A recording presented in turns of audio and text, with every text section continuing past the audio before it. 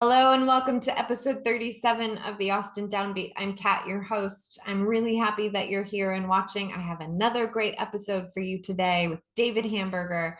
But first, let's get to the rundown and see who's playing this week, starting tonight, the 13th of December, all the way through the 19th. So tonight, Carolyn Wonderland is at Continental Club, and Brian Wolf, who is going to come on the show, he is at Meanwhile Brewery. Tomorrow night, Wednesday, December 14th, Katrina Kane is at Captain Quackenbush's Coffee House. Tony Camel, Matt the Electrician, and Georgia Parker are all playing at the O4 Center tomorrow night. Thursday, December 15th, Darden Smith, former guest, is back at the stateside at the Paramount, and this time he's interviewing Gina Chavez, which is awesome. Brittany Lobas is at the Belmont. Brody Lane is at 310 ACL Live. And Scott Collins, going to try to make it to this show, is at Opal Divines for KOOP Radio. Friday, December 16th, I have to add this in. This is especially for my friend Eric Bettencourt, who loves Bill Burr, as do I. Bill Burr is at the Moody Center on Friday, the 16th. Also, our friend Natalie Price is at So Far Sounds, and Skyrocket finally playing a gig in town. Shout out to Johnny Gowdy. They're at Antone's on Friday, December 16th. Saturday, December 17th, Pat Burns playing a Christmas show at the Saxon Pub, and Madam Radar is at Putters and Gutters. Sunday on the 18th, Andrea McGee is at the Armadillo Christmas Bazaar.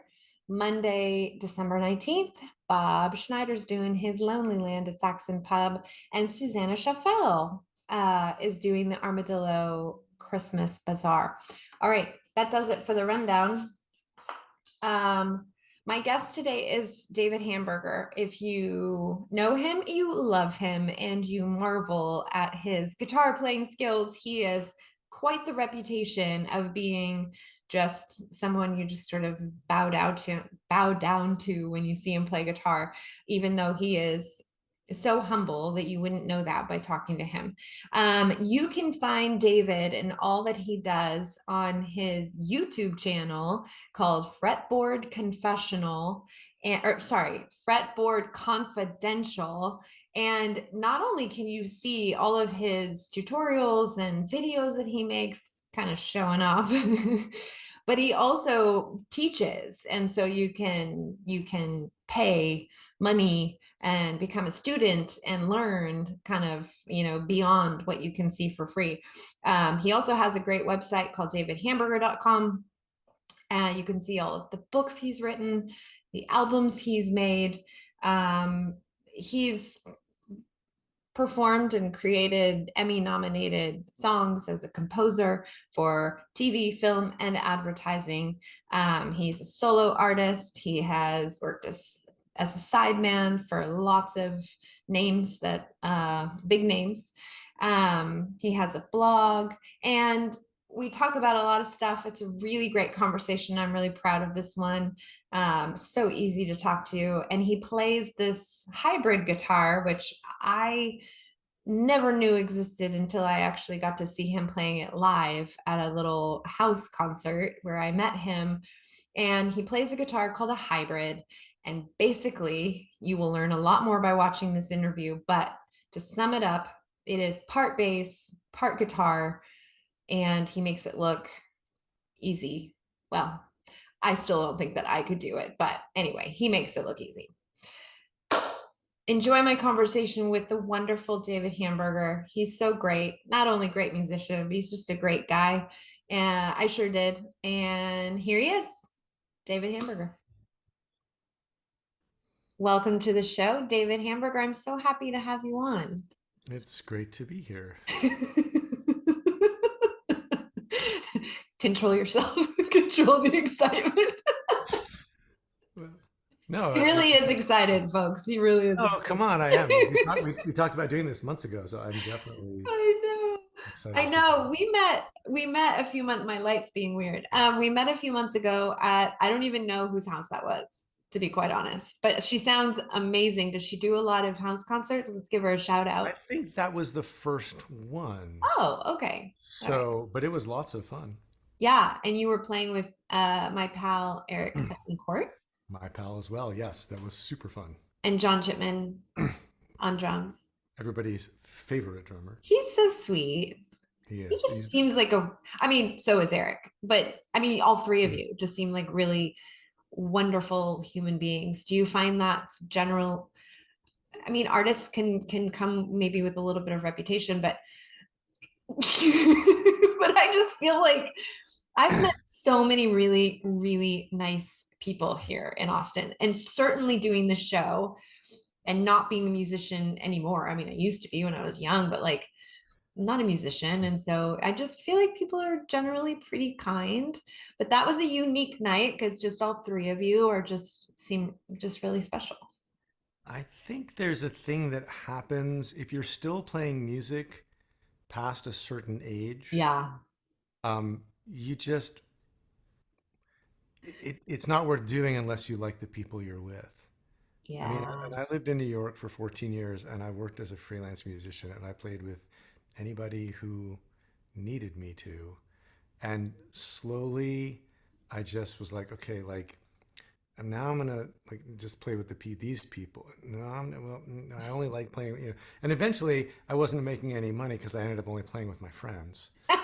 And I was like, well, I can't charge them the full freight because we're friends, And then it reached a really shocking point where I realized I had friends who wanted to play with me Mm. just to do the gig. Like I had this trio in the last couple of years before I left New York with a couple of great musicians. This bass player Artie Beguer and a drummer named Dan Vonnegut, and we all got together for a rehearsal one day, and they were like, we'll do the gigs, like don't worry about the money. Mm. I was like, what?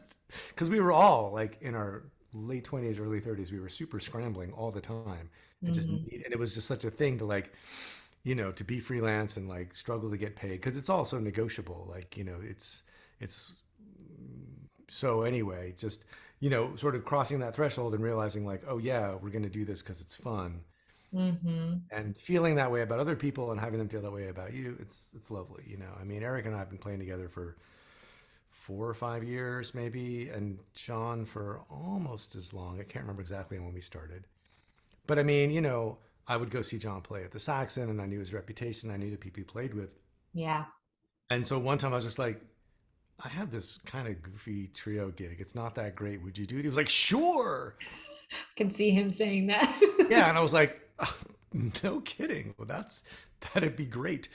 And then he came and did it, and I was like, and he was like, that was so much fun. I was like, are you sure? And he was like, yeah, no, that was great. So, It's funny you talk about like just you feeling a certain way about people and then people feeling a way about you. I will tell you, I mean, you must know that you have quite the reputation in a good way of like truly anytime I've mentioned your name, it's just been like, oh my God, he's so amazing. Like he's one of the Daves. Like there are there are a few Davids in town that are just, like bowed down to guitar playing wise, and you are definitely one of them. And I personally have watched you play, and I don't know if you got some extra fingers in your pockets, you stick them on. Like, I don't know how you do that. Because there's an instrument that you play that's, well, you tell me what it is and you tell me exactly what you're doing on it because it's not normal, right? That's fair. yes, no, I mean, so I've been playing fingerstyle guitar, Mhm. finger picking, whatever you want to call it, for as long as I've been playing guitar. And I've been playing guitar an absurdly long time, it turns out. I did the math this morning and I was like, God, that's a long time. And I've always been interested in the fact that you could, because when I was a kid, I, there was no way I was going to sing at all. And Mm. so I would sit and, I mean, the very first year I was taking lessons from this like traditional guitar player. She played bluegrass and traditional music. And I was taking lessons at the rec center in the town I grew up in. And so I learned to finger pick like the very first year that I played. And I immediately thought, oh, like I could play the melody on the guitar and then I don't have to sing. This is great. And so I've been trying to figure that out ever since. And a year ago, I got this guitar, and it's called a hybrid guitar. That's the name of the company that makes it. And it has 7 strings, this particular model. The bottom 3 strings are bass strings, and the top 4 strings are guitar strings. So you can theoretically play bass lines and guitar parts at the same time. That's the idea. The guitar was invented by a musician named Charlie Hunter, who's been playing this way for like 30 years. Mhm. And so it's going to take me 30 years to be able to do what I want with it. It's kind of like learning to play the pedal steel the year after Buddy Emmons started recording, or trying to play the saxophone the year after Charlie Parker started recording with Dizzy Gillespie. It's like, Right. no, someone has like created and mastered this new language, and anybody else who wants to do it is just playing catch up, Right. in a huge way. So I feel very different about it. The gig you saw, maybe the third or fourth gig I've played, and that, at all on that instrument, and doing it with Eric, he is we sort of in parallel during the pandemic started like thinking about doing this, because we've played together. As long as we've played together, we've both been finger picking guitar players, and we've both played solo shows and had a way to do this like solo self-supporting thing. And he figured out how to, he took a guitar and basically like Frankensteined it into having bass strings and a bass pickup and all this stuff, and invented it basically, in his, in his room with a screwdriver and a hammer. It sounds And like an Eric thing to do. yes, and and I just like looked online and I'm like, oh, they make them. I'll have that one, you know. And so Amazon. yeah, yeah, yeah. So Funny. we have kind of, I mean, Eric will tease me as like, well, I see you just went and got the thing, and I'm like, I if see here. I'm like, I knew, I have all my life I wanted to be a guy who knew how to fix things, and I've never like done it. Like I can't fix a car, I can't fix it. I've never even changed, like swapped out a pickup on the guitar. It's super lame. Eric, on the other hand, has learned how to do all that stuff. Like he's Wow. building guitars now. He was over here to rehearse, and he said, and I had this guitar hanging on the wall that I never play. He hadn't seen it, and he was like, "What's that?" I said, "Oh, this friend of mine gave me that guitar like 10 years ago because I wanted a guitar with a Bigsby vibrato bar, and he was gonna sell it, but he basically was like, look, if you want to, there was some wonky electronics. So my friend Dave was like, you, another guitar player named Dave, he was like, you want this guitar? Just take it. Just promise me you'll fix it." Yeah. And of course, it's been sitting in my studio for 10 years. So Eric was like, well, gimme, and I'll work on it. And I was like, really? So anyway, it's yeah. So I mean, Yeah. It's a perfect symbiotic relationship, you and isn't Eric it though? have. Yeah, it's great. Yeah. I can have stupid stuff around the studio and he can fix it. Yeah, I mean, no, I Yeah. mean, no. Well, I mean, what is symbiotic is the way we play. Like we really enjoy like playing off each other, and there are not a lot of guitar players that it's necessarily fun to play with, but Eric is like, I love playing with Yeah. him. What are the basics of what you need when you're playing guitar with someone? Like what are the top three things that you're like, Well, when it comes down to it, what do you need? well, you just need to leave space for each other, Hmm. and and the traditional like rock band thing is like rhythm and lead guitar. Hmm. Like someone's like, and someone else is wheedly wheedly wheedly, you know, and except but not really, because I mean, the people that I admire the most, like I was a huge Allman Brothers fan as a teenager. Like there weren't a lot of rock bands that I liked or understood. I was kind of scared of most rock bands. It was like way too Dionysian for me. Hmm. But I loved that Allman Brothers at the Fillmore East record, and those guys figured out how to play twin guitar. Like there was no real lead and rhythm. They just kind of created Mesh. this thing together. Yeah, and they worked. I mean, they worked a lot of it out. And I found out later. I mean, Dickie Betts came from like a southern background and had grown up hearing Western swing, and literally just was like, oh yeah, that twin guitar, that steel and fiddle harmony thing. We're going to do that in a rock band. I mean, Yeah. how awesome! I love finding out those kind of things. And of Mhm. course, I mean, I learned to play slide guitar from listening to Dwayne Allman. So I love that music, and they had a way of like of dividing it out that was really cool. But um, I also, like in BB King's band, there's only one guitar player. It's BB King. I mean, maybe there's a rhythm guitar player like kind of chunking away, but on Live at the Regal, it's like there's piano, bass, drums, and the horn section, and then there's one guy playing guitar. And in most of the jazz albums that I love, it's Charlie Christian on guitar, or it's Wes Montgomery on guitar, or it's Kenny Burrell on guitar. There's like one guitar player. And Mhm. so the guitar player gets to do this variety of things. So once you're in a band with another guitar player, it's like, how are you going to divvy up that territory?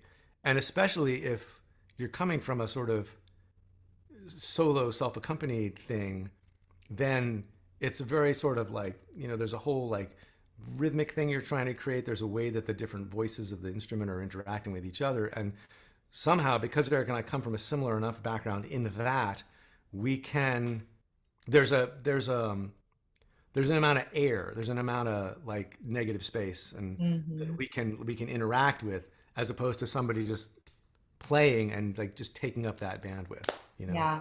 I would imagine too, you need like, because you see it when you watch guitar players, the two of you or anyone really, there's always that kind of like nod where like Yeah. the communication piece too. I mean, do you talk about that with each other? Or is that just kind of a given? Like you just communicate that way? Our thing playing together kind of did not involve a lot of rehearsing. Like um, Eric just started inviting me to do gigs, and then we sort of put this thing together with a bass player who was a really good friend of mine from New York named Matt Lindsay, and then John.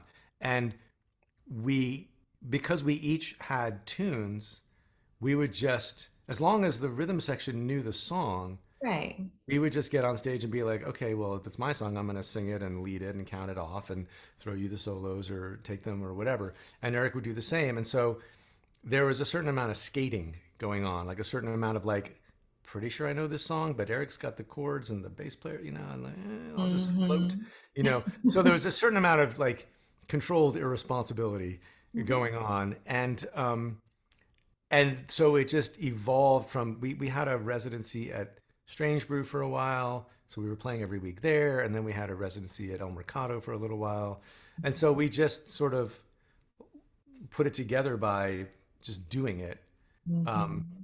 which uh, was fun to do because I tend to sort of worry about like, oh, it's got to be kind of well put together and sort of Perfect. organized, and I would come home from the gigs. And two things happened. One is like sometimes we did a couple acoustic things, like we played the Townsend when that was still there, and we did a couple other things just with acoustic guitars. And I said to Eric, we could just do this acoustic. He was like, no way. Like the whole reason to do this is so we can play electric guitar. And I was like, okay. And it was really the only thing left that I was playing electric guitar on. And so I was like, sure. But I would come home from the gigs, and if my wife hadn't been able to go because she was home or doing her own thing or whatever, she'd be like, how'd it go? I'd be like, I don't know. I think we just played too much. And she's like, no, no, people like guitar solos. And I was like, No, really? honey. It seems like kind of a thing that like 15-year-olds like. I don't think that people coming to see a bunch of grown men play really want to hear us take 3-minute guitar solos. She's like, no, it's fine. So I don't know. And that's Chipman's thing. He's like, when I mentioned this to him, he was like, no, no, no. Club Staccato is you guys just playing lots of guitar. He's like, that's what I like doing it. I'm like, I guess someone likes it. I don't know. I mean, I don't know if I can go listen to 3-minute guitar solos anymore. I mean, maybe I could if You the gotta right. be really into I guitar. mean, I mean, if it's Bill Kirchen or it's David Grissom or it's Red Volkar, I mean, like, yeah, sure, that'd be awesome. And I'm sure if like I could still go see BB King and he took a 3-minute solo, I'd be like, Yeah. more please. Yeah. So I don't know.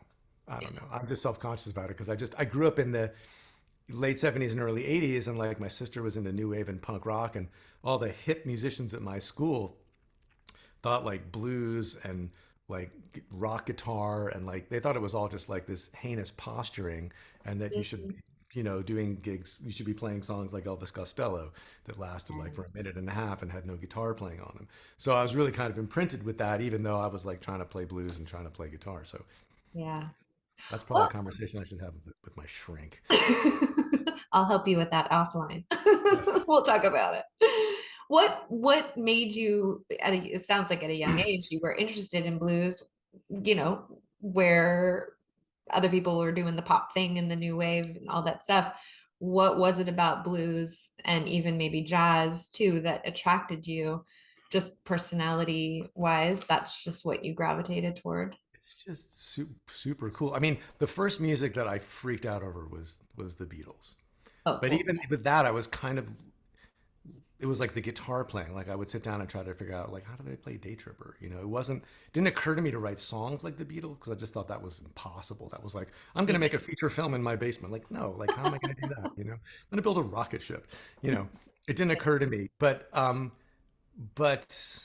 somehow I guess I heard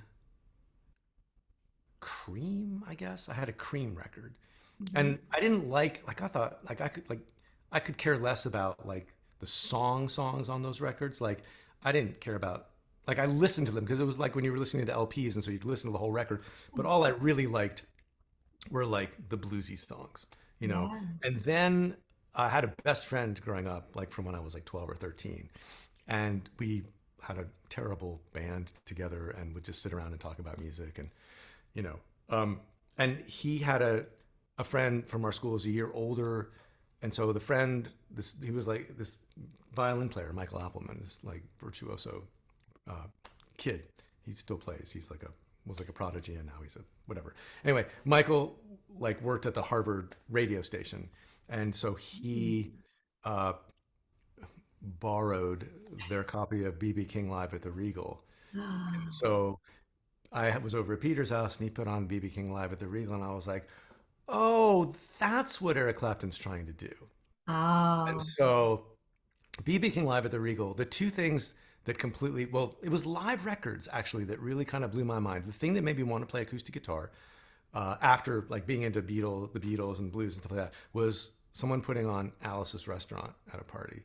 And I Mm. just thought that that was such an engaging, first of all, the guitar playing, I can still play that guitar part. I learned it wrong and then I learned it right like 10 years later because I didn't know he had a capo on the guitar. Ah. So I learned it in the wrong key. Um, but that was just so, it was such an incredible performance. And like his delivery and the words and the timing and the story and the groove and that guitar playing was just so effortless that I was completely captivated by that. BB King Live at the Regal, the way that the audience responds, the way that the band can just kind of idle behind him, the way that Mm. he doesn't like, it's not like going to see a folk singer where they stop, they tell a 10-minute story, then they do the song. It's like the band is going and he's telling stories, but it's this seamless thing. And then the same thing with the Allman Brothers, where like they would play for 25 minutes and they would go from song to song, or they would go, you know, they would just like the band would drop out, they would solo, they would be, you know, this would happen, that would happen, but there would be this thread. I Cohesion. mean, that Mhm. just seemed incredible to me, you know. And again, it didn't really occur to me to like emulate that. It was just fascinating. It was just great. And that was consistently seen in that type of music. Like you weren't seeing that anywhere else. You're not seeing that. Well, Are you know, you in like I mean, other pop songs? I didn't go to see live music. Certainly, I never went to see like, I mean, if I had gone to see like a progressive rock band, like, you know, somehow, like I'm sure I would have seen something like that, you Mm. know. Yeah. Um, I mean, I grew up 10 miles from Boston. And so I did get to see a fair amount of live music, like whatever came to my town, um, you know, like stuff would come that was like because it was going to be in Boston, like you know, if something was going to happen at the New England Conservatory, like in the summer, you might see those people playing like on the green in my town, you know. So I Mm. mean, I saw bluegrass bands, I saw people playing Dixieland. I played in the school orchestra. I played violin, so I mean, I heard that kind of music. My dad and my grandfather played piano, so I heard classical music and I heard Tin Pan Alley songs. Um, you know, and then I would go see stuff like you could go see folk music in Cambridge. You could go to Passim and I could see people. So I saw like, you know, solo guitar players and I don't know what else. But really, the first time I really got to see that kind of stuff was when I went uh, at the end of my freshman year. I doctored my ID so that I could get into Jonathan Swift's in Harvard Square, and I got to see Roomful of Blues, and that's the first time I got to see like a real live guitar player stand up and play a shuffle, and you know it was Ronnie Earl playing guitar with Roomful of Blues, so like a horn section, and I just remember like for two choruses, like while the horns were soloing, all Ronnie Earl did was go like.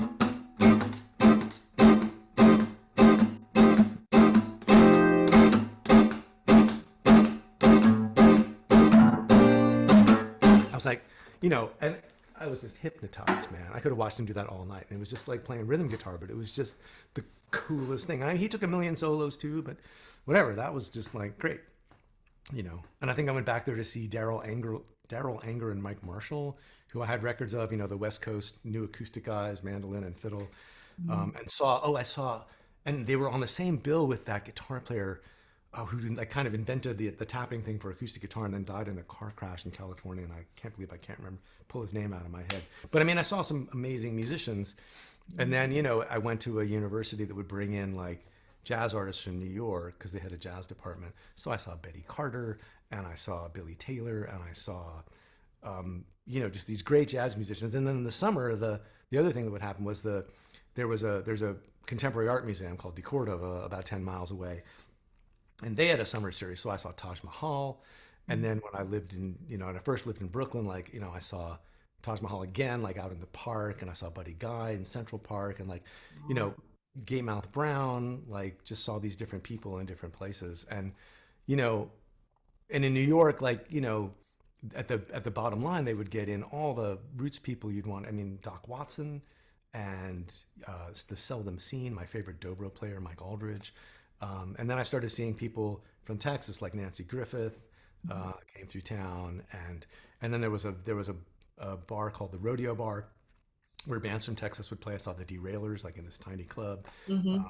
and then the Mercury Lounge. Wayne Hancock came through there a little later. So like there was roots music you could hear, but you had to like go collect it. It wasn't like really obvious. I mean, I've been to one arena rock show in my whole life. Who was It it? wasn't. It was the Grateful Dead, which none of my friends can believe. Oh, wow. I had a friend my freshman year who got really into the Grateful Dead. I mean, there were a bunch of people into music in my dorm. In fact, one of my best friends still lived right upstairs, and he had grown up in Chicago and had gone to see all the great blues people that you could see locally in Chicago for years and years. And so he had a great record collection, and so I would just, go up and listen to his records, and he had been to see all this stuff. So anyway, his roommate was really into the Grateful Dead, and so they had tickets in like I don't know the seventh row or something, and they had a spare ticket. You want to go see the Grateful Dead? I'm like, yeah. When am I going to go do that? So I went, and I was like, these are just a bunch of big overgrown folk musicians. Like they're just Yeah. playing folk music, which I didn't realize. I didn't know what the Grateful Dead was really. Yeah. So Yeah. Same. What was the departure like, when you decided to, or when it happened where you started making money and doing this as your job? Like what was that transition oh, we like? could talk about that for the rest of the hour. I mean, I remember standing outside the building where I took guitar lessons in high school, talking to my guitar teacher, and I was getting ready to I was leaving for school like in a few weeks, and I remember thinking, all I know is I don't want to wind up a guitar teacher. Like that was the one Mm. thing I didn't want to do. But at the same time, I also by the time I got out of school, I was like, I'll do anything as long as it's music and not something else. So I've had like a lot of like I mean, I've had one or two. I worked for 1 year as like a temp, and then I had kind of a real job as a copy editor for about a year, and then I did word processing for maybe 3 or 4 months, and then after that, I went to teach in the summer at this guitar workshop through a friend that I had met, and then a guitar player who was teaching there that he knew. And when I was 22, I met all these people who lived around New York and New Jersey who were basically making a living as guitar players in their 20s. They were teaching and they were playing wedding gigs and they were doing this and they were doing that. And I was like, oh, I could probably teach guitar. Uh, so that was the first like work that I had. It was a guitar player as a guitar teacher. And then uh, I decided when I was maybe 23, maybe even sooner. I can't remember when this happened. I went to see Nancy Griffith at the Bottom Line because friends of mine were really into Texas music, and they said you got to come see Nancy Griffith. So we went, and there was a guy playing. He was like now I know that's called like a utility player. He played pedal steel, dobro, accordion, and fiddle. And Mhm. so her band was like her and a guitar player and a bass player and this guy who was named Bats Kaplan, and he was about this wide. And Nancy's joke was, and ladies and gentlemen, the only man in the Blue Moon Orchestra who can say he's been in my trousers because we wear the same size pants. And so I saw him play and I was like, I got to do that like now, Mm. like yesterday. And so I went down to, I went down to Bleecker Street to Matt Umanov Guitars, which was the hip guitar store in town. And I said, yeah, I want to learn to play the dobro. And they opened the cash register, and in the bottom of the cash register, there was just like all these business cards. And they were like, here's the guy you want to talk to. And so I like got the information and I called the guy and explained, I was like, I play guitar. I don't play the dobro, but can I come over and can you show me? Can I have a lesson? He was like, sure. So I go to this apartment building in the village and I get out of the elevator and I go to the door and this guy opens. I'm like, it's the guy. It was fast. Utility guy. It was the same guy. I thought he was from Texas because I didn't know anything. He was just like doing this tour. Like Nancy had come up east and obviously asked around and found him. And so anyway, so I started playing the dobro and that completely changed a lot of things because nobody else practically played that instrument. And Mhm. so I went from being one of a bazillion guitar players. I didn't even really, as a guitar player, it never occurred to me to be a sideman that wasn't like on my radar. Mhm. But all you can do with the dobro, I mean, nobody really plays. I mean, now like there's Abby Gardner and there's other people who like get up and like they play the dobro, like or Plankenhorn, for Yeah, instance. I just had him on. Yeah. Yeah, exactly. So now there's a thing of like you can sing and play and do all that. But at the time, I just thought, well, I want to learn how to play this thing to play it with other people. Hmm. So as soon as I was even just remotely able to do it, I was like, yeah, I'm a dobro player. Yeah. You should have me play on your demo. You should have me play your gig, whatever.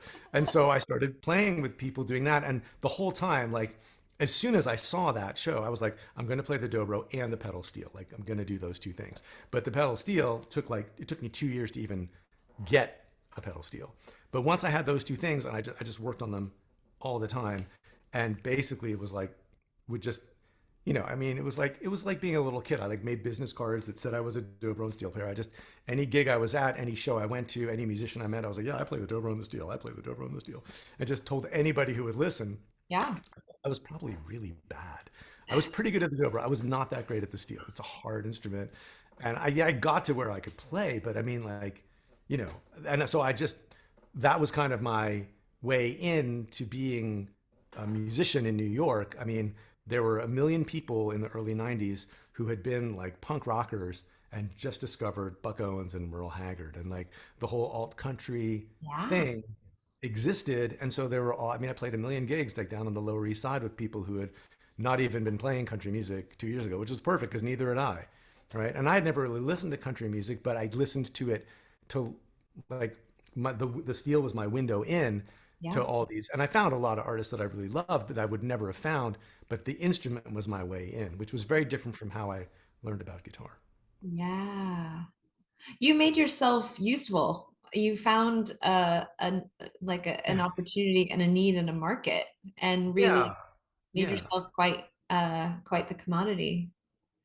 To some extent, yeah. I mean, people that arc reached an end later on when I realized that if I played those instruments, I'd only ever get to play on two tracks of anybody's record. I sort of came full circle. Like when I got into those instruments, I sort of the only time I played guitar was like to write songs or to teach a lesson. All Mhm. I thought about, practiced, listened to, cared about was the dobro and the steel. And then I got to a point where I realized like, oh, the guitar player actually gets to do more like on a record like I started to realize there was like a whole sort of guitar idiom that I was on a session one time with this guitar player Andy Harden who lives in Wimberley now, but we were neighbors in New York, and he was just playing these rhythm guitar parts, but he was playing like like had this great like Fender guitar and amp sound, and he was playing with all this tremolo, and I was like, oh, I want to do that again. Like I want to play Mhm. guitar. I don't want to like be sitting and like struggling and you know. So I got interested again. But yeah, there was a period of time when that was my whole jam was just being the guy who did these things, you know. Yeah.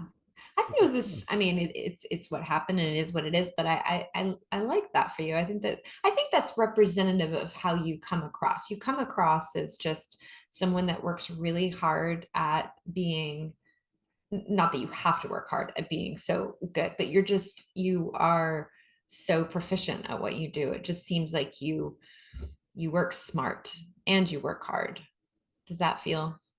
True. Well, I have one of my best friend here in town is one of the first people I met here is a musician named Brett Boyer, and we talk about music endlessly. I mean, we'll go out and have a whiskey and talk for like 2 or 3 hours, and I'll get home, and my wife will be like, "Well, how's Brett? How's his kid? How's his family?" I'm like, "I don't know. We talked about music." Okay, but It's all guys are like that it's too. just it's just hopeless, you Yeah. know. But you know, but we have this running thing because he was the kind of person who would spend 8 hours a day in school practicing guitar, like every permutation, every possible this, that, the other. Mhm. And I never had that. First of all, when I was in college, I hadn't figured out what I wanted to do yet. So practicing was a struggle. I didn't get good at practicing until I discovered the dobro. And then I was so motivated that I just was like, I'm going to figure this thing out, you know? Mhm.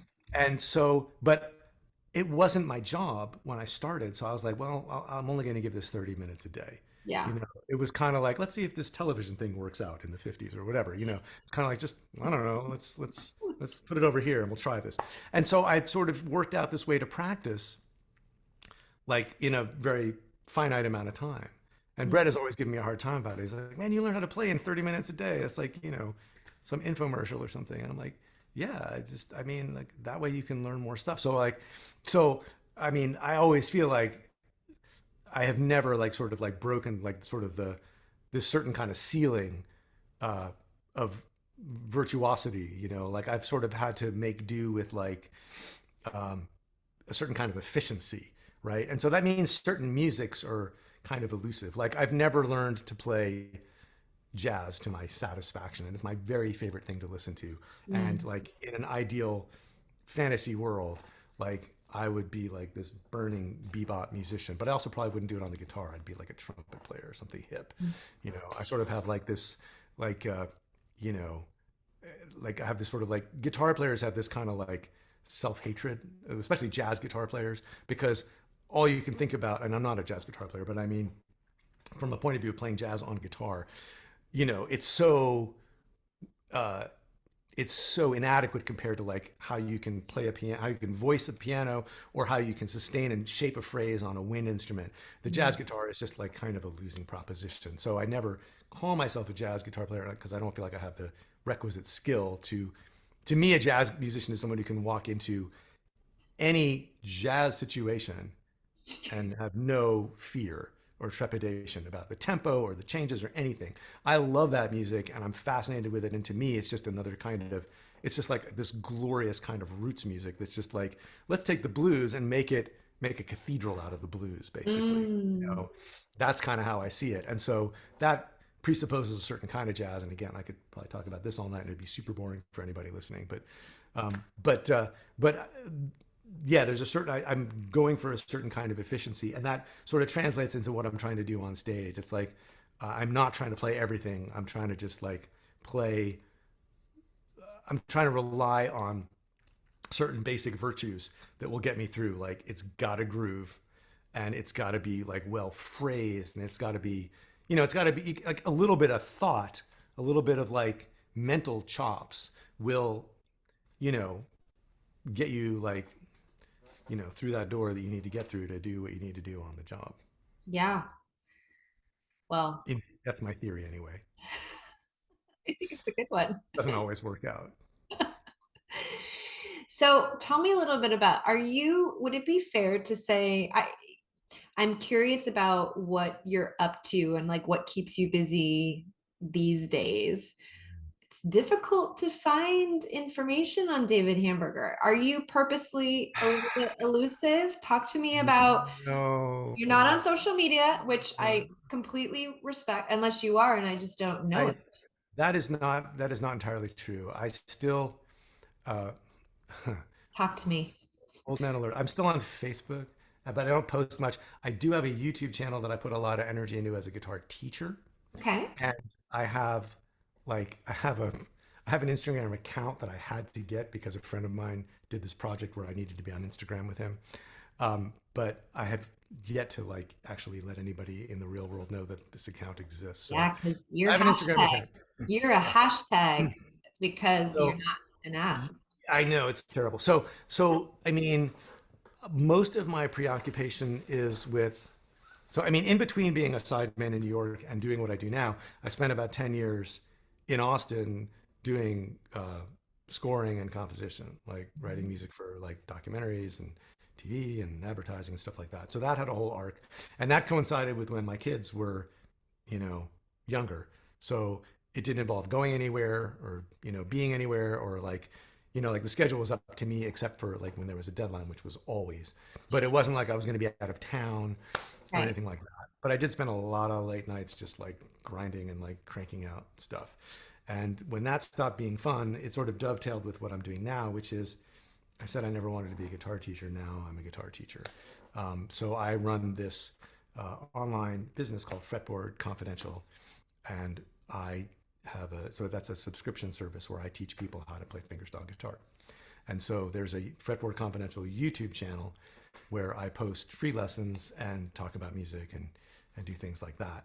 Mhm. And then basically I spend most sort of part of every day here in the studio like making the material that I do and doing live streams for the audience and answering questions and doing stuff like that.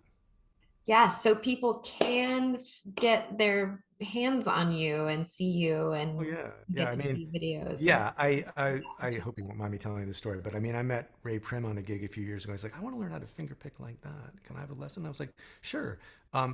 Here's the thing you can start with, like before we meet, just like go watch this lesson. yeah. And so he like emailed me or called me back. He was like, I'll be back in 6 months when I've figured out how to do How to that. do that. And I was like, no, no, come sooner. He was like, no, no, no. So, so yeah, I mean, I can be found. And then, I mean, and I do have like, there is like a David Hamburger website, but it's just, it's on my list of things to update and improve because it just has like a bunch of old film and TV music and like a couple of, like I have a new record out and it's on Bandcamp, but I wouldn't expect anybody to know that because I forgot to tell people. I mean, I made this record that just came out. I made it in 2017 or 2018. It just took me 4 years to release it. So I'm trying to I'm trying to make things more efficient so that like I'm trying to get better at running my business so that I can spend more of my time actually. I mean, the whole point of supporting yourself with as a musician with some kind of project like teaching or composing or gigging or whatever is so there's time to do the other thing, which is like make your own records, write your own songs, play with your friends, go out and do gigs, right? Yeah. So it's kind of like, I mean, I was on a track of doing more of that right before the pandemic. It was like the first time in years I was like, oh, I have some gigs lined up. I gotta, yeah, nah, nah. And then of Yeah. course, like, nothing. Man, So I yeah, mean, yeah, same for everybody, huh? yeah. Craziness. So So it sounds like, because I've heard this a lot, I talk to creatives every week and it and even myself with just the show, there is a lot to balance. It does require, anytime you have a good amount of creative output somewhere, there probably needs to be a yang to that in organization and promotion and marketing and all of that. And so I think sometimes I know for my own brain, my creative brain, it's kind of like I really have to discipline myself and keep myself really organized to kind of handle that other half that needs to be handled. Otherwise, I'd have a bunch of episodes that nobody knows about because I haven't put them out. So how do you do that in your life? Like, what are some of the tenets of keeping you organized, I guess? Because you also are a husband, and I think you have two, like me. You have two teenagers. Like, I think we talked about our teenagers, yeah, I did. Yeah, which there. I think, I mean, yeah, at that age, they are both more and less work. So it's perfectly said. So, yeah, I mean, well, so first of all, I'm a huge believer in creating your own deadlines so that, I mean, like I mean, my membership, which is called the Fingerstyle 5, is there's new material that comes out every month. So I have to show up with that stuff. Like, and I don't want to be like, guys, it's going to be 2 weeks late. Like, I never do that. I'm like, it's the first Thursday of the month. Here's the new thing we're doing. Here's the new Yeah. song. Here's the live stream is Thursday at 2:30. I'm gonna be there. I was just giving myself this speech this morning because like I get into the studio after I drop off my daughter, and then it's like sometimes I get started by 9 o'clock. Sometimes I don't get started till 10:30. I'm like, that's completely jive. It's like I mean, I show up for my live stream at 2:30 every Thursday. I could show up for me at 9:30 every day. Like, come on. Mhm. So knowing that I have to make that content keeps that piece of things going. I put out a newsletter every week that comes out every Friday, so that's got to get done. I put out a YouTube video every Friday, so that's got to get done. And then I've been in an online songwriting group since the start of the pandemic. So I write a song every week. Is So it that Bob? Is it Bob's? Bob Hillman. No, Bob Schneider. No, it's not Bob Schneider. It's my friend Bob Hillman, who I Oh, knew in New York, who's a San Francisco guy, and nice. um, and it's based on a songwriting group in New York that we all used to go to. Oh, cool. And so I get a song written most weeks, and then every February I do something called February Album Writing Month, and I get 14 songs written in February.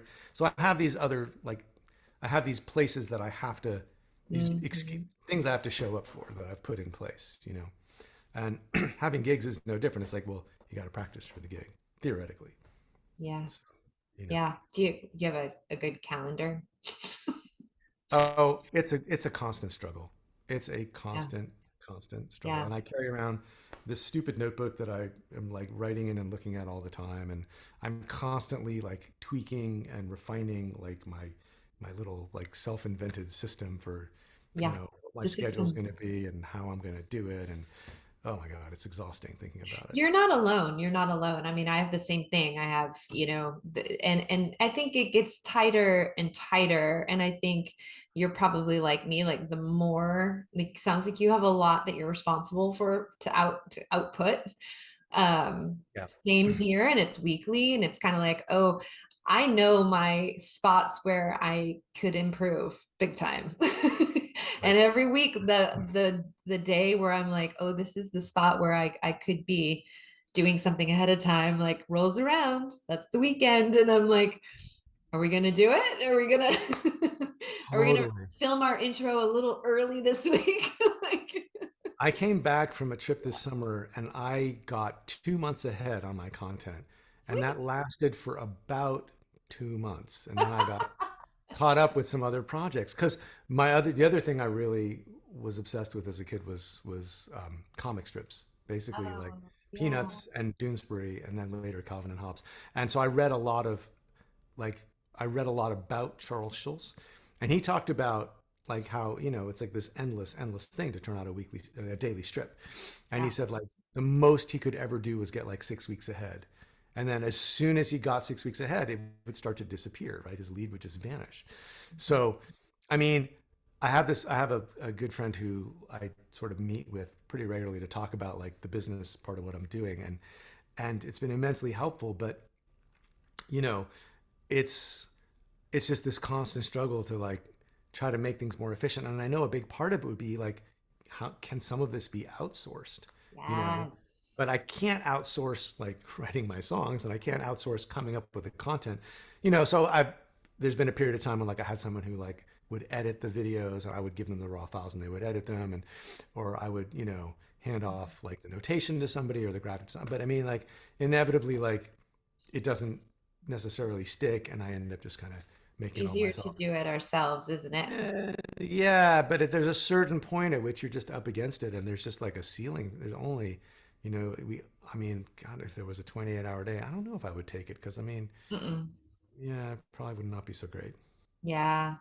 Well, the good news is that we're not alone in that. And everyone's kind of, that's why I like to talk about that kind of stuff. I like to talk about the stuff behind the curtain because we're all human and we're all just really very human.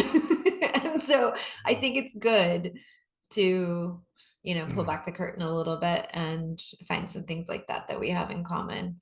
Um, what are you? We have to wrap up soon. And I feel like I had such a fun time talking to you when we met that day. And I was like, I know we're going to have such a great conversation, and we have. And I hate to wrap it up, but tell me, do you have, can we see you play sometime soon? So this is going to come out in a Yes. week. So this will be Yeah. out on the 13th of this month. The next solo show I have is actually January 7th at the New World Deli. Oh, great. So the first 3 months of the year, I've got I think it's first Saturday of the month at the New World Deli. So I'll be there. Yeah, and then, I mean, probably Eric and I will have some stuff, and there'll be something like Yeah. What's the that's, what's the name of the band that you call yourselves? oh, You we're called Club Staccato. That's right, Club Staccato. Um, awesome. Yeah, maybe you guys can get a few more things on the books. It'd be so fun to watch you play that thing. Do you want to just show us that Sure. hybrid real quick? Because it's so cool and I want people to see it. Yeah. It's so crazy. When I saw So you play this, I didn't know. I didn't realize why that woman was just like freaking out over your fingers. And then you told me, and I was like, it's yeah. crazy. So I don't know how great it's going to come through this microphone. That's okay. But so the bottom 3 strings are bass strings, and then the next 4 strings are guitar strings. So that means that, when you're playing, like when you hear like a country blues guitar player, right? They're doing something like this.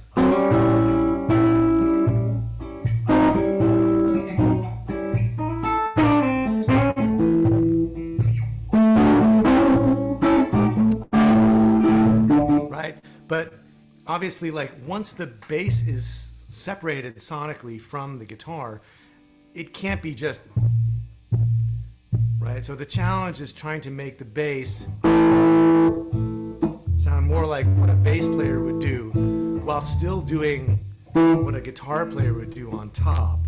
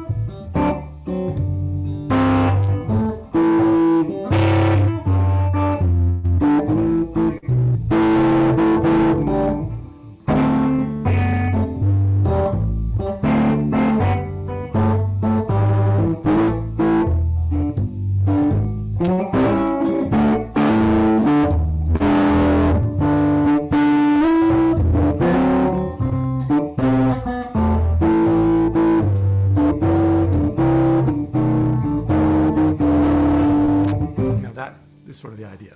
Yeah. So are you doing two sets of chords with one hand, like chord for the bass and a chord for the guitar Well, part? yeah, Or you kind of got to do everything over here, right? And then, I mean, so the bass is going to do that, right? So sometimes I'm going to need a finger, yeah. right? So,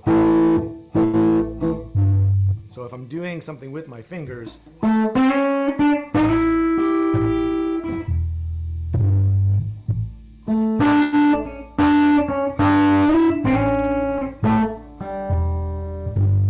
it's a bit of an illusion, right? Because if I play,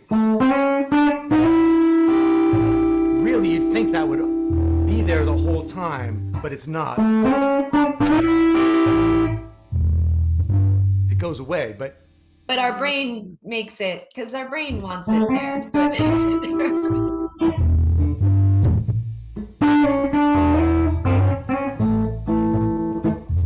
right. And that's just like taking advantage of the guitar and playing in open position. Where the rubber really meets the road is if you want to play in different keys.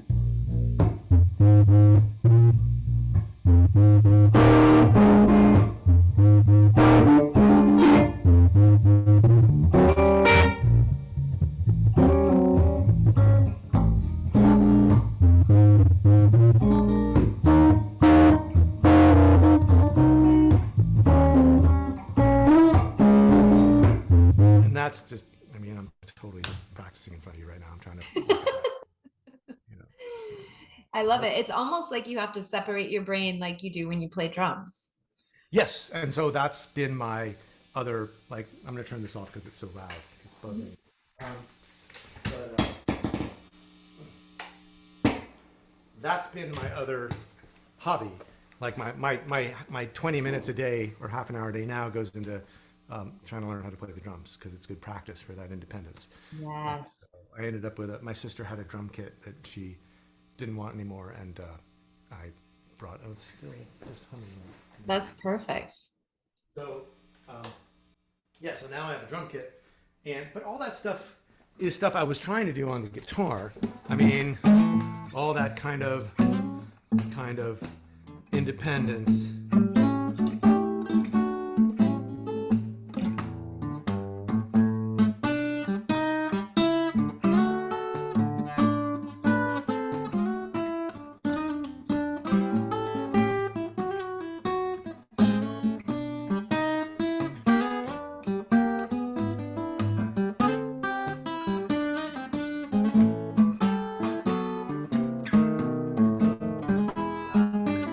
Right, it's all the same stuff. It's just, it's more. It sounds sort of more like it is all just sort of one register on the guitar.